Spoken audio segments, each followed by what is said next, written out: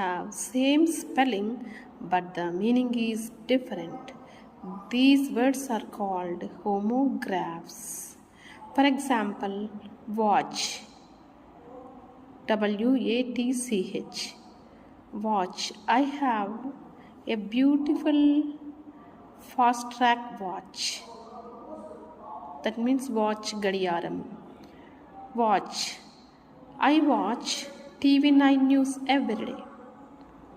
I watch TV9 news every day. That means ప్రతిరోజు నేను TV9 న్యూస్ను చూస్తాను.